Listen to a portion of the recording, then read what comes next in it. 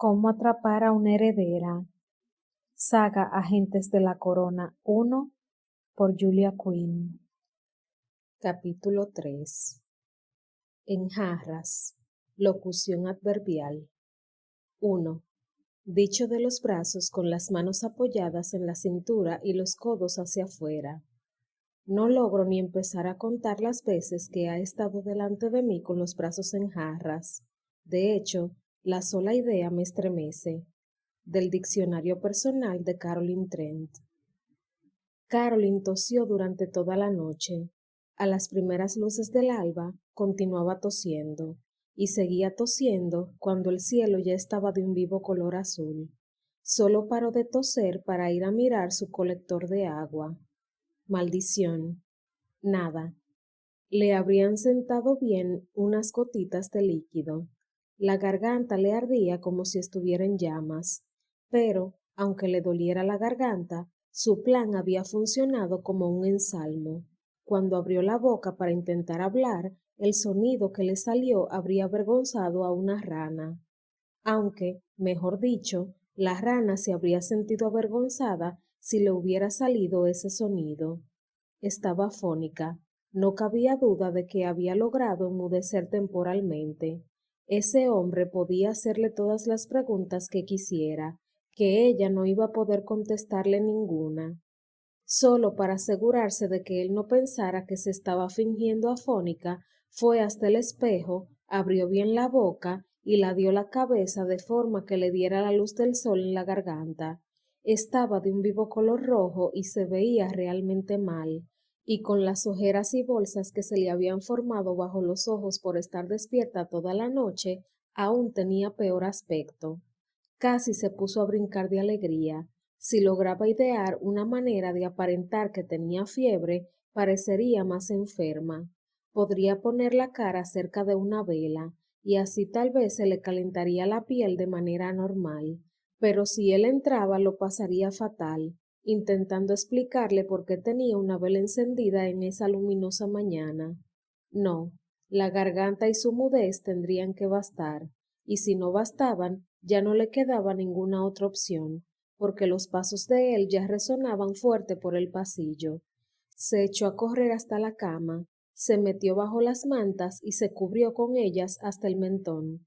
Tosió un par de veces, se pellizcó las mejillas para dar la impresión de que tenía reboladas y tosió un poco más. Continuó tosiendo. La llave giró en la cerradura. Continuó tosiendo. La garganta le dolía como si se fuera a morir, pero quería hacer una buena actuación en el momento en que él entrara. Giró la llave de la otra cerradura. Maldición, se había olvidado de que había dos. Pues, a seguir tosiendo. Por Dios, ¿qué es ese ruido infernal? Carolyn miró hacia la puerta, y si no hubiera estado ya muda, se habría quedado sin habla. Su captor se veía puesto y peligroso en la oscuridad, pero a la luz del día su belleza dejaba pequeña a la de Adonis. Se veía algo más corpulento y también más fuerte, como si su ropa apenas pudiera contener la potencia de su cuerpo. Llevaba el pelo negro peinado con pulcritud, aunque un mechón rebelde le caía sobre la ceja izquierda, y sus ojos eran grises y límpidos, aunque eso era lo único inocente en ellos. Daban la impresión de haber visto muchísimas cosas a lo largo de su vida. Él la agarró del hombro y el calor de su contacto atravesó la tela del vestido. Ahogó una exclamación ante la impresión y se apresuró a disimularlo con otra tos. Creo que anoche le dijo que me he hartado de su actuación. Ella se apresuró a negar con la cabeza, se puso las dos manos en el cuello y volvió a toser. Si por un instante piensa que me voy a creer. Ella abrió bien la boca y con un dedo se señaló la garganta. No le voy a mirar la garganta. Ella volvió a señalar y esta vez se metió el dedo en la boca. Ah, muy bien. Apretando los labios en una fina línea, giró sobre sus talones y fue a sacar una vela de su candelabro en la pared. Ella lo miró con no disimulado interés mientras él encendía la vela y caminaba de vuelta hacia la cama. Él se sentó en el borde, a su lado, y con el peso hundió esa parte del colchón. Ella rodó un poco hacia él y alargó la mano para detener el descenso. La mano chocó con su muslo. Con otro acceso de tos, casi voló hacia el otro lado de la cama. Por el amor de Dios, espetó él. Me han tocado mujeres más atractivas e interesadas que usted. No tiene nada que temer. Puede que la deje morir de hambre para no sonsacarle la verdad, pero no la voy a violar. Curiosamente, ella le creyó. Dejando de lado su inclinación al rapto, no parecía ser el tipo de hombre que tomaría una mujer en contra de su voluntad. De un modo extraño, ese hombre le inspiraba confianza. Podría haberla golpeado, incluso podría haberla matado, pero no lo hizo. Percibía que él tenía un código de honor y una moralidad que brillaban por su ausencia en sus tutores. ¿Y bien? Dijo él. Ella se deslizó por la cama hacia su lado y colocó recatadamente las manos en el regazo. Abra la boca. Ella se aclaró la garganta, como si hubiera sido necesario, y abrió la boca. Él acercó la llama de la vela a su cara y se inclinó a mirar. Pasado un momento se enderezó, y ella cerró la boca y lo miró expectante. Él tenía el ceño fruncido. Da la impresión de que alguien le hubiera raspado la garganta con una navaja, pero supongo que eso ya lo sabe. Ella asintió. Me imagino que se ha pasado toda la noche despierta tosiendo. Ella volvió a sentir. Él cerró los ojos, los tuvo así una fracción de segundo más de lo necesario y luego dijo: Tiene usted mi admiración. Provocarse este dolor solo para evitar contestar unas pocas preguntas demuestra una auténtica consagración a la causa.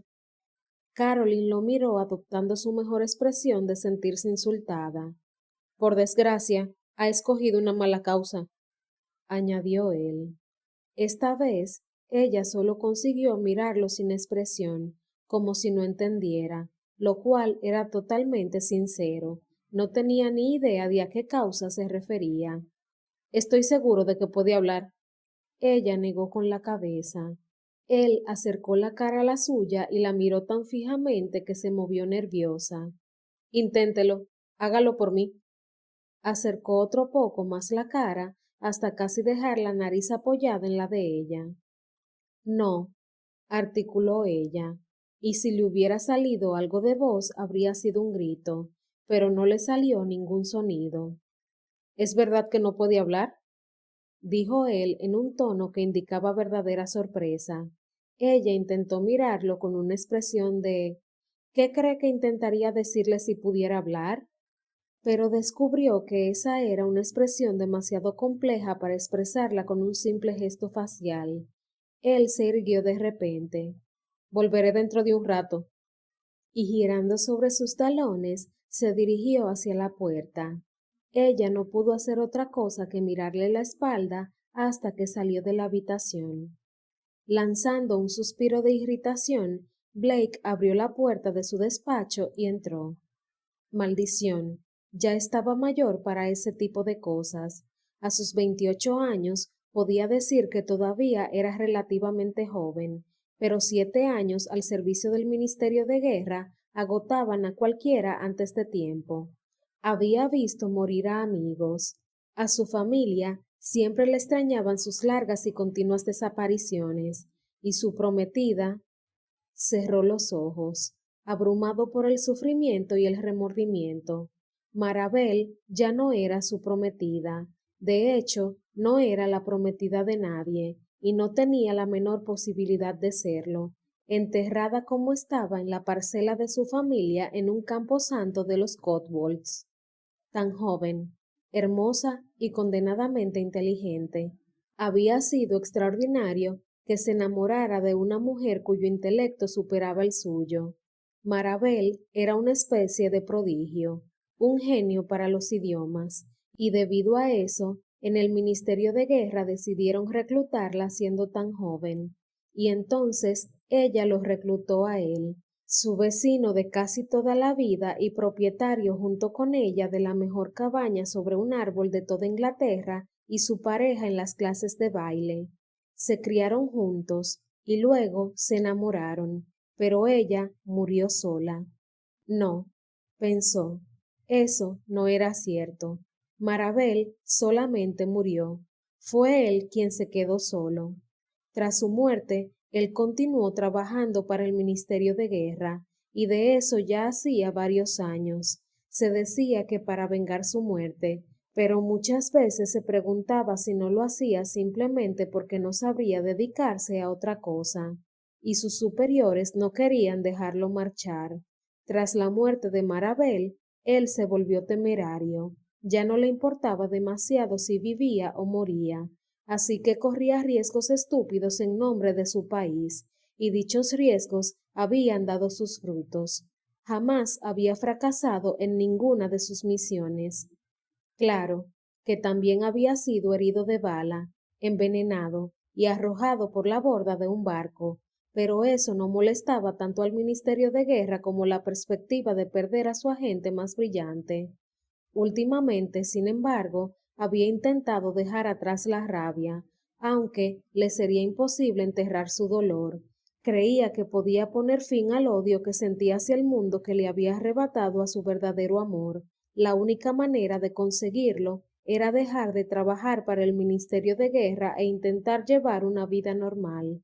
Pero antes tenía que llegar al final de ese último caso. El responsable de la muerte de Marabel había sido un traidor como Oliver Prewitt. A ese traidor lo ejecutaron, y él estaba decidido a conseguir que Prewitt también acabara en la horca. Y para ello tenía que sonsacarle información a Carlota de León. Maldita fuera esa mujer.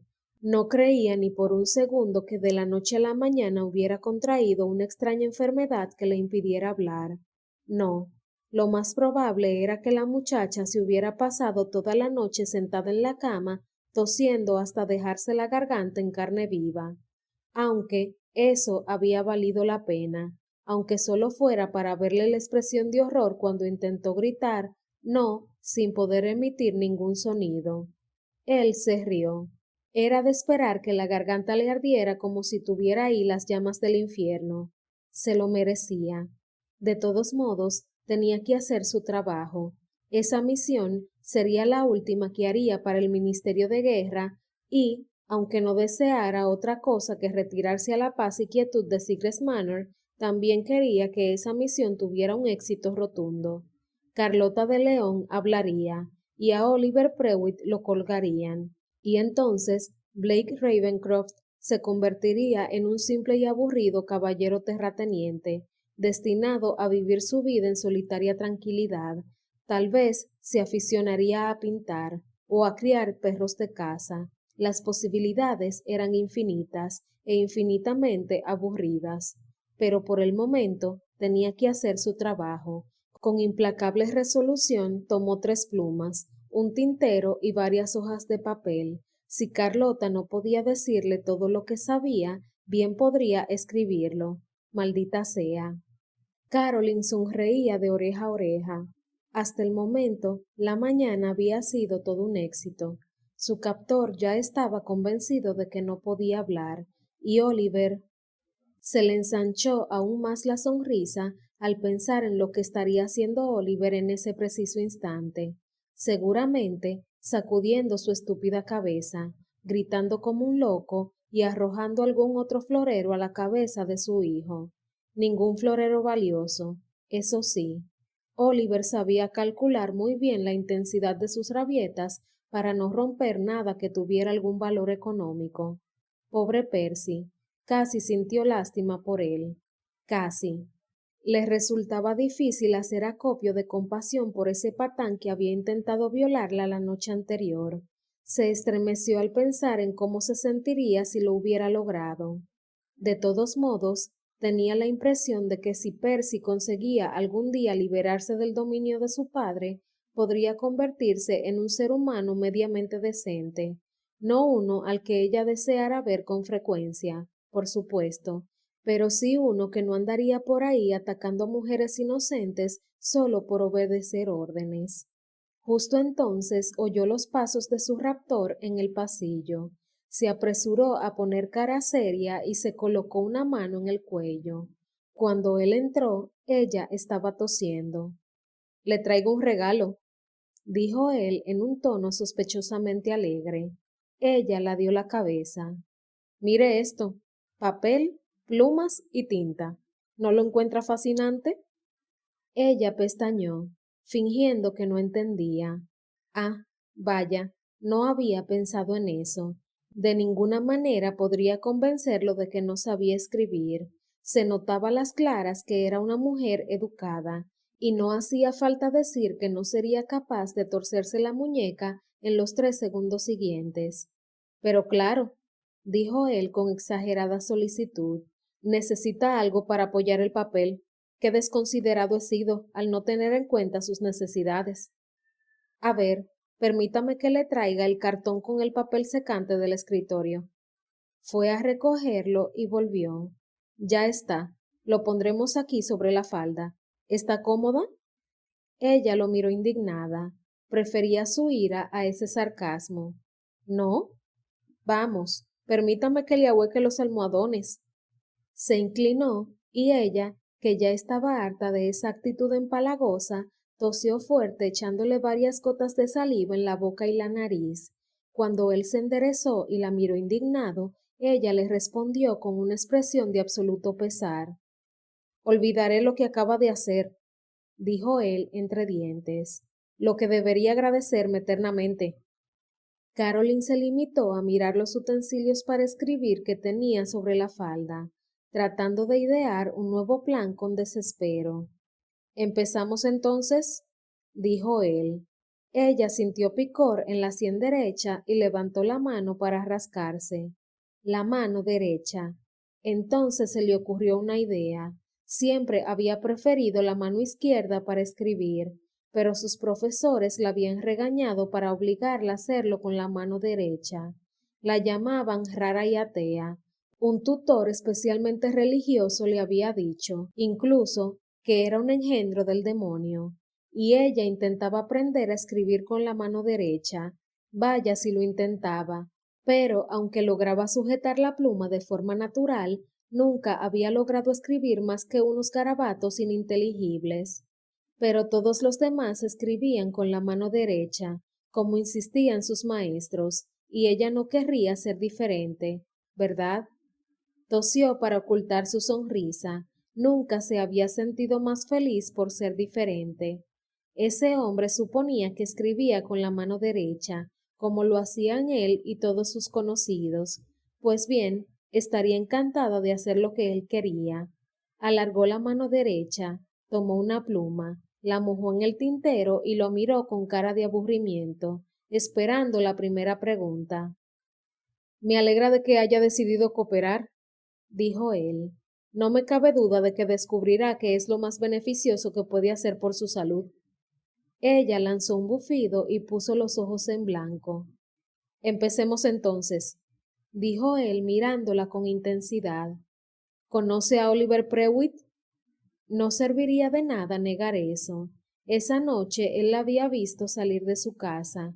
De todos modos, no tenía ningún sentido desperdiciar su arma secreta en una pregunta tan sencilla, así que asintió.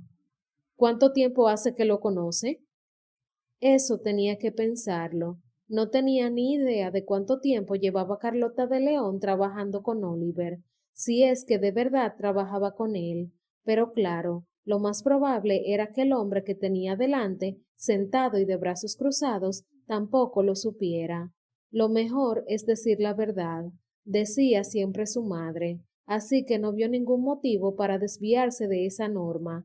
Le sería más fácil no confundirse con sus historias si se atenía a la verdad todo cuanto le fuera posible.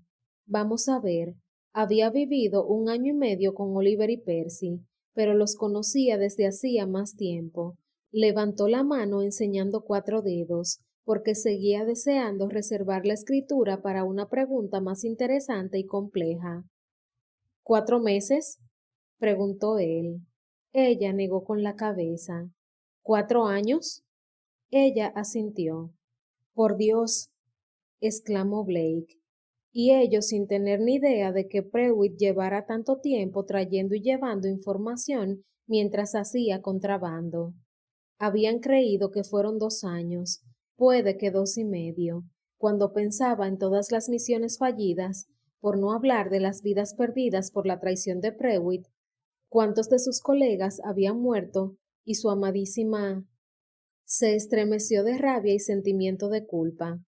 Dígame qué tipo de relación mantenía con él, le ordenó en tono seco. ¿Que le diga? Articuló ella. Escríbalo, rugió él. Ella hizo una inspiración profunda, como preparándose para una tarea dificilísima, y comenzó a escribir con sumo cuidado. Blake pestañeó, y luego volvió a pestañear. ¿En qué maldito idioma está escribiendo? Ella se echó hacia atrás, ofendida. Para que conste, no sé español, así que tenga la amabilidad de escribir la respuesta en inglés, o si lo prefiere, en francés o latín. Ella lo señaló con un dedo, haciendo un movimiento que él no logró interpretar. Repito, gruñó entre dientes, escriba el tipo de relación que mantenía con Oliver Prewitt. Ella señaló cada uno de sus garabatos porque él no se atrevía a llamarlos palabras, moviendo el dedo lentamente como si quisiera enseñarle algo nuevo a un niño pequeño. Señorita de León. Ella alzó un suspiro y articuló algo, apuntando hacia sus garabatos. No sé leer los movimientos de los labios, mujer. Ella se encogió de hombros. Vuelve a escribirlo. A ella le relampaguearon de irritación los ojos, pero tomó la pluma y obedeció. Los garabatos que hizo eran peores que los anteriores. Blake cerró las manos en sendos puños para no retorcerle el cuello. Me niego a creer que no sepa escribir. Ella abrió la boca, ofendida, y pasó el dedo enérgicamente por los trazos de tinta. Llamar a escribir a eso, señora, es un insulto a las plumas y a la tinta del mundo entero. Ella se cubrió la boca con una mano y tosió. ¿O se rió? Entrecerrando los ojos, Blake se levantó y fue hasta el tocador, alcanzando la libretita llena de palabras rebuscadas y la agitó en el aire. Si tiene una letra tan horrible, explíqueme esto. Estalló él. Ella lo miró como si no entendiera, y eso lo enfureció aún más. Volvió con paso decidido hasta la cama y se inclinó, acercando la cara a la suya. Estoy esperando, gruñó él. Ella se echó hacia atrás y articuló algo que él no logró descifrar. Simplemente no lo entiendo. Su voz ya había abandonado el terreno de la furia y entrando en el del peligro. Ella comenzó a hacer todo tipo de movimientos extraños, apuntándose a sí misma y negando con la cabeza y el dedo. ¿Quiere decir que usted no escribió estas palabras? Ella asintió con energía. ¿Quién las escribió? Ella articuló algo que él no entendió, aunque tuvo la sensación de que ella quería hacerse entender. Suspirando con cansancio, caminó hasta la ventana para respirar un poco de aire fresco. No tenía ninguna lógica que ella no supiera escribir de forma inteligible, y si era verdad que no sabía, ¿quién escribió esas palabras en la libreta? ¿Y qué significaban? Cuando todavía podía hablar, ella le había dicho que solo eran unas palabras escogidas para ampliar su vocabulario, lo cual era mentira, estaba claro. De todos modos, pensó un momento y se le ocurrió una idea. Escribe el alfabeto, le ordenó. Ella puso los ojos en blanco. Ahora mismo, rugió él. Ella frunció el ceño con fastidio y comenzó la tarea.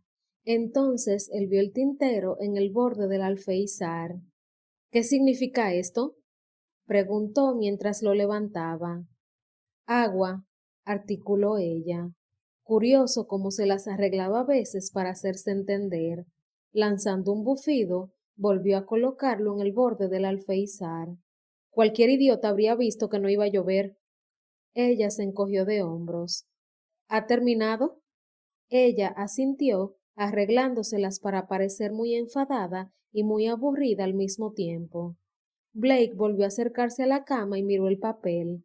La M, la N y la O eran apenas legibles, y la C quizá podría descifrarla si su vida dependiera de ello, pero aparte de eso, se estremeció. Nunca más arriesgaría su vida ni su cordura como en este caso, por el bien de la madre Inglaterra. Les había jurado a sus superiores del Ministerio de Guerra que no continuaría, pero ellos lo engatusaron hasta que aceptó ocuparse de este último caso. La razón era que él vivía muy cerca de Bournemouth. Le dijeron, podría observar las actividades de Prewitt sin despertar sospechas. Tenía que ser Blake Ravencroft, insistieron. Ningún otro podría hacer este trabajo. Así que aceptó, pero jamás se le pasó por la mente que acabaría viéndoselas con una atractiva espía medio española con la peor letra de la historia. Me gustaría conocer a su institutriz, masculló él, y entonces me daría el placer de matarla de un disparo. La señorita de León emitió otro sonido extraño, y esta vez él tuvo la certeza de que era una risa. Para ser una espía traidora, tenía un sentido del humor decente. Se dirigió a la puerta. Usted no se mueva, dijo apuntándola. Ella se plantó las manos en las caderas y lo miró como si fuera estúpido. Volveré enseguida. Salió de la habitación y justo antes de echar a andar por el pasillo, recordó que tenía que cerrar con llave la puerta. Maldición, se estaba ablandando. Eso se debía a que ella no tenía pinta de espía, pensó para justificarse.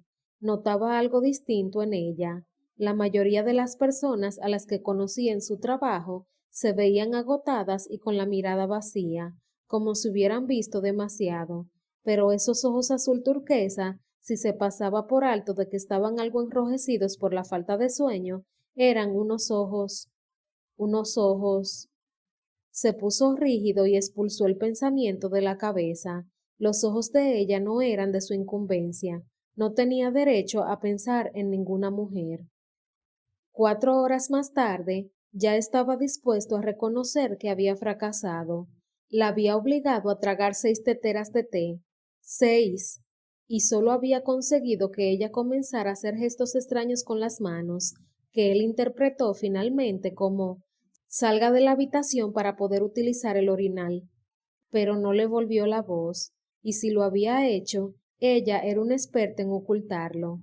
Fue lo bastante idiota para volver a intentar el método de la pluma y la tinta. Ella movía la mano con elegancia y agilidad, pero lo más parecido que lograba encontrar a los trazos que hacía sobre el papel eran las huellas que dejaría una pata de pollo.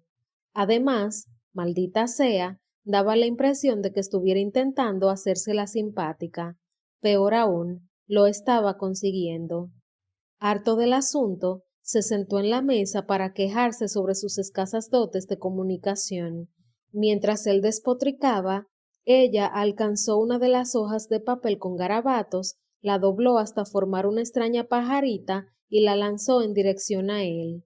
La pajarita voló limpiamente por el aire, y al apartarse de su paso, fue a caer con suavidad en el suelo.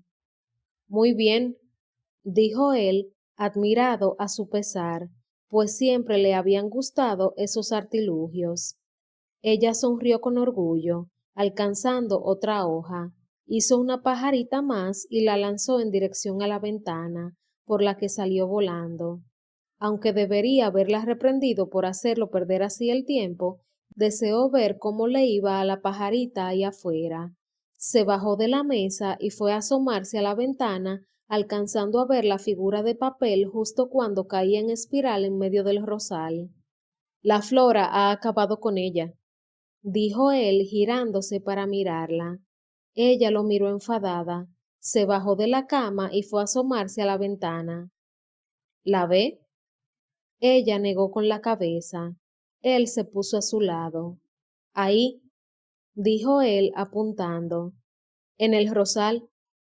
Ella se enderezó, se apartó de la ventana y plantándose las manos en las caderas, lo miró con sarcasmo. ¿Se atreve a burlarse de mis rosales? Ella movió los dedos imitando el movimiento de unas tijeras. ¿Piensa que hace falta podarlos? Ella asintió con energía. ¿Una espía a la que le gusta la jardinería? Murmuró para sí mismo. ¿Nunca se acabarán las sorpresas? Ella se puso una mano ahuecada detrás de la oreja para indicarle que no lo había oído. Supongo que usted haría mejor ese trabajo, bromeó él. Ella volvió a sentir y dio un paso hacia la ventana para volver a mirar los rosales, pero él no vio su movimiento y se acercó a la ventana al mismo tiempo. Chocaron y él la sujetó cerca de los hombros para impedir que se cayera, y entonces cometió el error de mirarla a los ojos. Unos ojos azules y luminosos, que Dios lo amparara, eran totalmente receptivos. Acercó un poco la cara, deseando besarla más de lo que deseaba respirar. Ella entreabrió los labios y se le escapó una dulce exclamación de sorpresa. Él se acercó un poco más. La deseaba a Carlota, deseaba... Carlota. Maldición. ¿Cómo había podido olvidarlo, aunque solo fuera un segundo?